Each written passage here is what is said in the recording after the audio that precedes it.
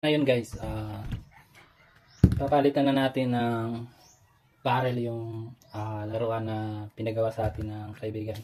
So, pinakonvert niya sa pinakonvert niya sa butin. Yan. So, ito yung chamber niya. So, yung sukat nga pala nito sa divider. So, naikabit ko na kasi yung dividers nito. So, yan. Dalawa. So, ito yung sukat niya. So, para kung sakaling may gumaya. Yung sukat nito na chamber nito is 55 mm. So, sa first niya na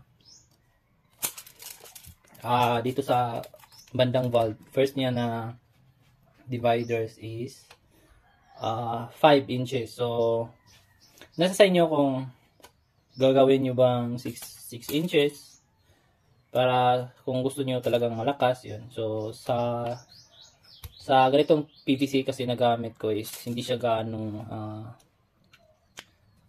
makapal. So para safety pa rin. Hindi ko na siya masyadong hinabahan yung pinakauna niyang divider kasi dito yung baka mapalakas tayo at saka baka sumabog. So, yun. Instead of 6 mm, 6 inches, ito yung sukat na. Yan. May nalagyan na ako ng sa divider niya. Yan. Instead na 6 mm, 6 inches, ginawa ko na lang siyang 5 inches para hindi siya ganong para kung sakaling kung pumutok man hindi siya ganong malakas, yung balance lang talaga sa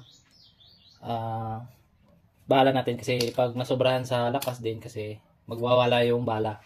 So ito yun, pero nasa sa inyo pwede din naman 6 inches, pero yun nga sa akin 5 lang kasi pangit din kasi yung sobrang haba yung chamber. So ito kasi ginawan ko pa ng paraan para hindi siya ganong mahaba dito sa valve.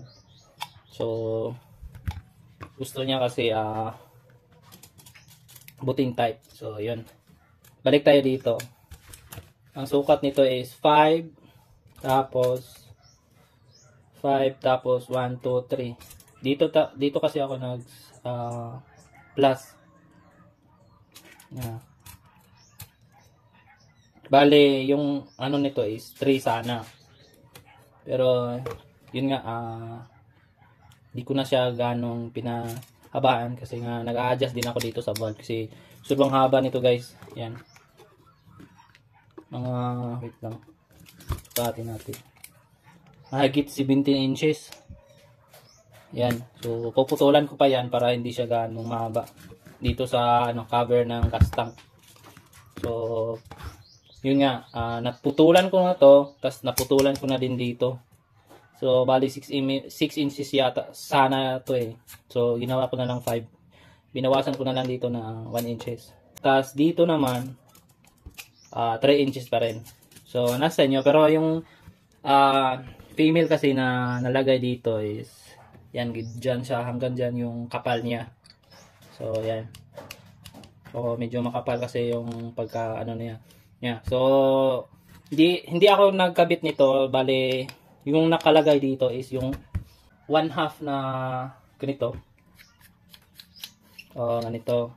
So, napakaliit kasi yung butas nun kasi yun nga 1/2 lang tas hindi siya pumutok. Yun. So, yun, pinalitan natin ng pang 3/4. Yan. So, hope puputok na to.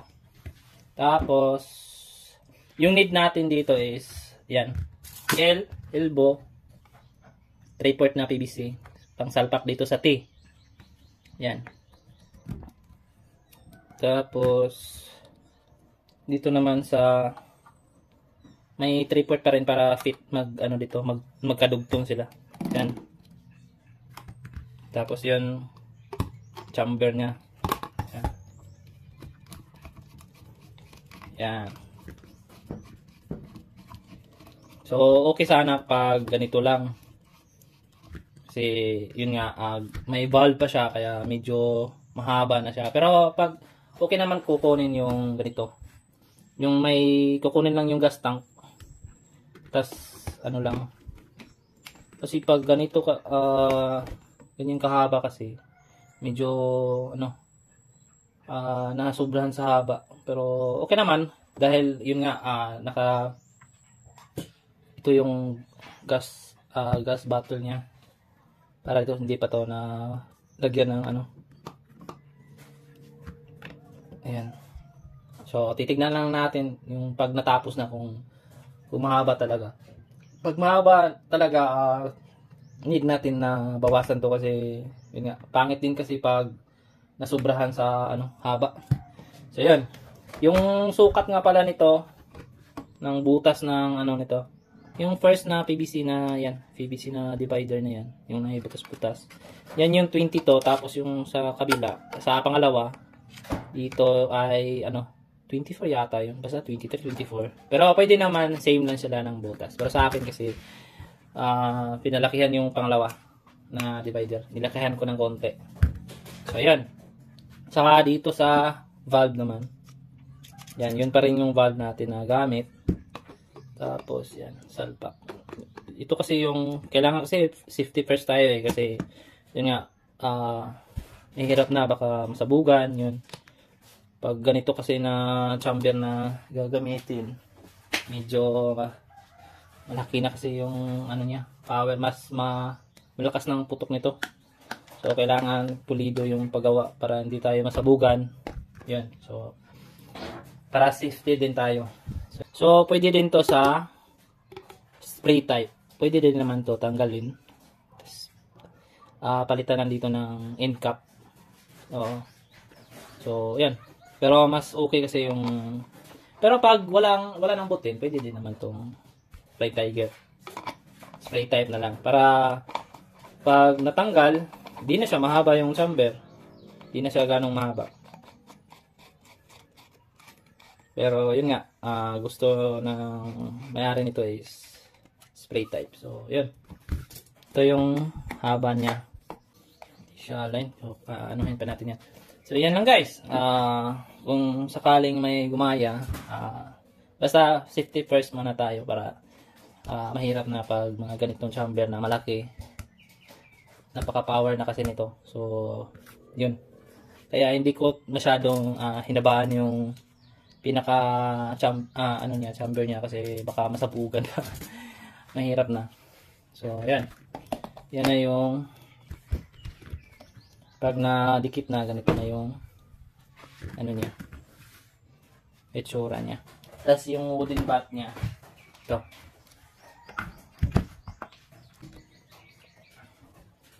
Ayan siya guys. So, okay naman. Yun lang.